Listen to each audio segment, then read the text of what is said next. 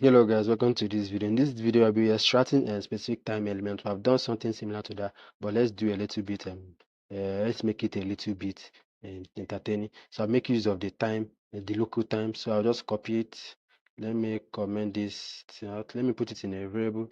Let me put it in a variable called, let's say t, or I just can say you can name it anything you want to, or I just thought of it as total or. Not funny.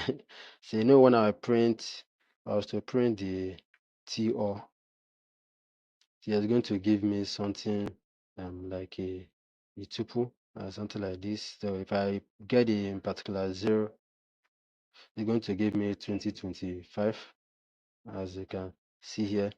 Okay, I can decide to make it a little bit entertaining, but I can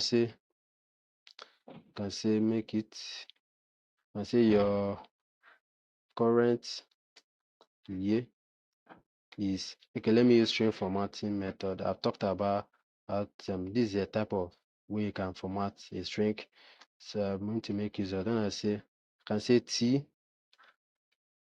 or in the 0. This 0 is referring to like what we did here. So it's going to get 2025. So it's going to be your current year is 2025, and your current time is, I'm going to do something a little bit interesting here. I want to get the time, trying to get the hour, the minute, and the seconds. I will know that this is referring to our hour. Here is our hour, here is minute, and here is seconds. So we know that 0, 1, 2, 3.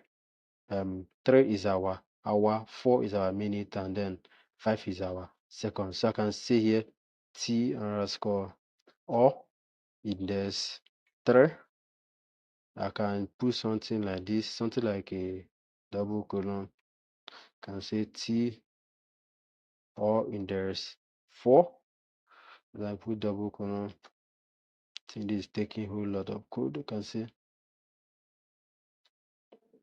t underscore or 5. So this is what is going to happen here. Your current year is 2025, and your current time is 15 dot dot.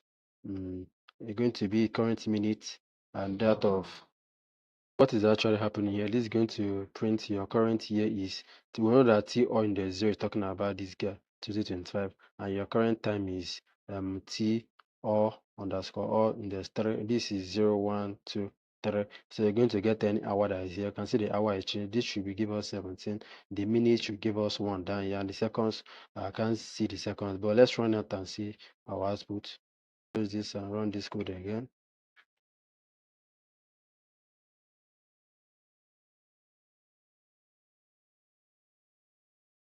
You can see down here 15:03. This 3 is talking about the minutes, and this 55 is the seconds. Your current year is 2025. Your current time is 17:03 55 seconds. If I want these things to be in 12-hour format, I can say I can minus this from 12. So I can say if the minusing in 12 right now is not going to be really the best, you need to put a condition on it. You can say this t or we're going to be 17 minus 12. We'll do that. I'm going to get 5. Can see I got 5 here, but in a situation whereby is showing 1 and then minus 12 from it, it's not going to make sense. We'll be having minus 11. I don't think there's any time. So in case you want to use this, want to turn it to time 12-hour format, you need to make use of the other time. You're going to make use of conditions to check that. So I think this should be enough for this video. In our next video, I'm going to do formatting time using the str time.